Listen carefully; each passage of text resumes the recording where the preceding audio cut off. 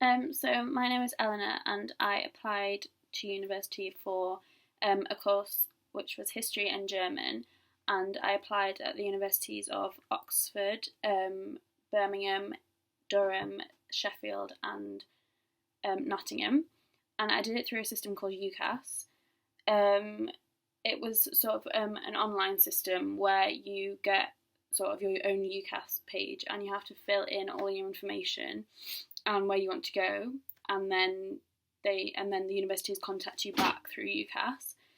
So the first thing I had to do was create my own UCAS page, which I did through my school, and then it was just completely blank, and I had to fill in all my information, including my age, my age, my address, my all my parents' information, stuff like that. Just really simple stuff that is about you. And then you had the qualifications page, which was basically GCSEs, AS levels, and then A levels as pending. So because you obviously don't know what you've got in them yet.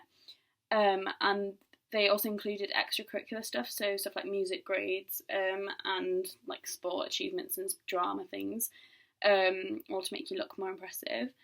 And then you also have to decide if you want a deferred entry, so a gap year, or if you want to just go straight for 2016 application, which you can do through that. You then choose 5 university options, so 5 different universities with courses, and you can choose different courses at different universities. I didn't personally, but you can. But you can't. There is a rule that you can't apply to both Oxford and Cambridge, just one. You also have to say whether you're applying for student finance and that kind of thing, but then you apply for that actually later, but you say if you're going to do it on the UCAS page. You then have to do a personal statement, which is a maximum of 4,000 characters, which is where you sort of say why you want to do the course and why you think you'd be good at it, and it's sort of the only really personal part of it that they read. So they've got all your grades and stuff, but that's the bit that probably a lot of the universities focus on. For me, there was an early deadline because I applied to Oxford, so my deadline was the 15th of October, which was quite early. And there was also an earlier internal deadline at my college because the teachers had to check the form. But the deadline for other universities is the 15th of January, or around that time each year, where you have to send off your UCAS form. And then you normally get an email from all the colleges that you've applied to saying, yeah, we've got your application and we're looking at it now. Then when you start to get offers, you normally get emails from UCAS first, which are from the Track UCAS, which sort of track your form and how you're doing, which tells you that something's changed, and then you can go and check, and it says if you've got an offer or if you've been rejected. And then if you've got an offer, it says the offer, so it says what grades you need, like B, BB, or whatever you need in your A-levels / IB, it depends what you're doing.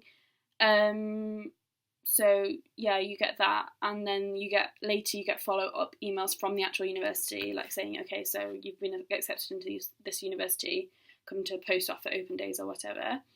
Then if you have interviews, I had interviews for Oxford, which were in December, and I had to go for around 4 to 5 days. I know that in Cambridge it's only 1 day, but I had to stay for quite a while. And you get an email if you've got an interview. You get an email about 2 weeks in advance, and then you receive the decision in early January.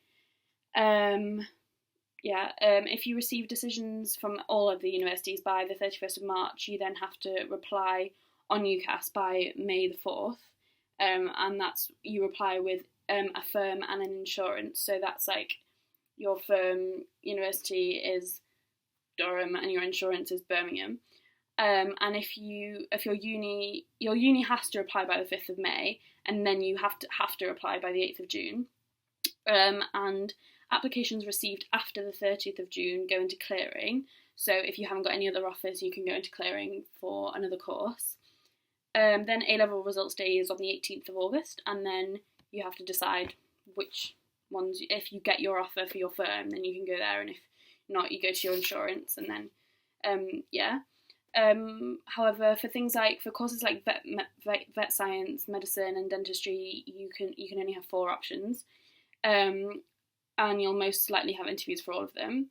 IB, it's got an early results day, so the 5th of July. And then some courses have later deadlines, but you'd have to check that out yourself for all the different ones. There's a thing called UCAS Extra, which opens after the deadline and allows you to add more courses if you didn't get any. So if you didn't get any offers or if you turn them down, and then you can apply for student finance later. But you get emails about all of this from UCAS. And personally, for tips, I would make sure that you're not too ambitious with where you apply. So if you didn't do that well in your AS grades, don't go for really hard colleges, because if you don't get anything, it's quite disheartening. And also, you then have to take a gap year or go into clearing, and it's just quite a stressful time. I'd also say go for open days, because then you know if you really like the place. Also, make sure that your personal statement is really good and really personal and not like stolen from the internet, because they have things that can tell if you've done that, so don't do that. And don't be too scared about interviews, because they're really good practice and they're not that scary mostly. The people are just like literally looking to see if they think that you're good, and if you are, then if you're not nervous, then it comes across and it's really good. And just apply where you want to go. Don't just sort of choose wherever, because you might end up there for 3, 4, 5 years. So thank you.